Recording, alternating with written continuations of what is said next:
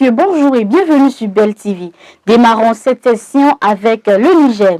Suite aux informations qui ont circulé sur les réseaux sociaux stipulant que la junte au Niger a accepté une proposition de l'Algérie concernant une transition de 6 mois, les autorités ont exprimé leur étonnement à travers un communiqué lu à la télévision nationale qui stipule que le Niger n'a pas accepté la médiation de l'Algérie qui a proposé aux militaires une transition de 6 mois. N'ayant pas approuvé cette proposition de l'Algérie, les nouvelles autorités du Niger ont exprimé leur désaccord par rapport à cet arbitrage venant de l'Algérie. Car selon le communiqué, la durée de la transition ne peut être décidée que par un forum national inclusif. Mais cet état de choses n'affecte en aucun cas les relations entre ces deux pays, d'après le même communiqué. Toujours au Niger, les troupes françaises déployées vont amorcer leur retrait du pays dans la semaine en coordination avec les Nigériens, a-t-on appris ce jeudi auprès de l'état-major des armées. Rappelons que cette situation est la conséquence d'un bras de fer de plus de 2 mois avec le régime militaire issu du coup d'État du 26 juillet contre le président Mohamed Bazoum.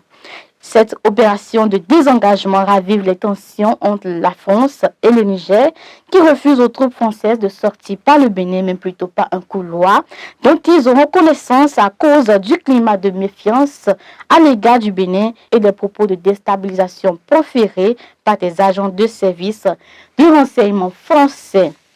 Rendons-nous au Burkina Faso où la junte fait de l'ex-président révolutionnaire Thomas Sankara un héros de la nation.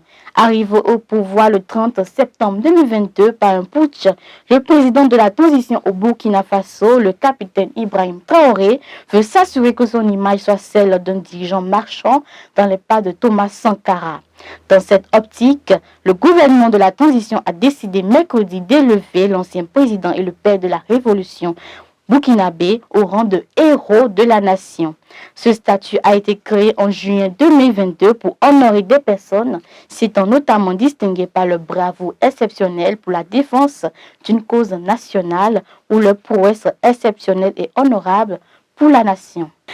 Et pour finir cette session en France, lors d'une question adressée à la Première ministre Elisabeth Borne au sujet des punaises de lit à l'Assemblée nationale mardi, la présidente du groupe insoumis, la députée Mathilde Panot, a brandi un flacon de nuisibles pour bien appuyer son propos.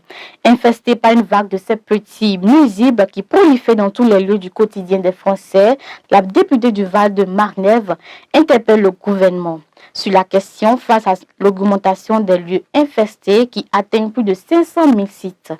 Après avoir estimé que le dossier des punaises de lit ne devrait pas provoquer de clivage, la Première ministre a assuré de la détermination collective du gouvernement à agir pour trouver des réponses de long terme sur la détection, l'infestation et l'accompagnement des personnes touchées. Ce sera tout pour aujourd'hui, mesdames et messieurs. Merci de toujours nous préférer.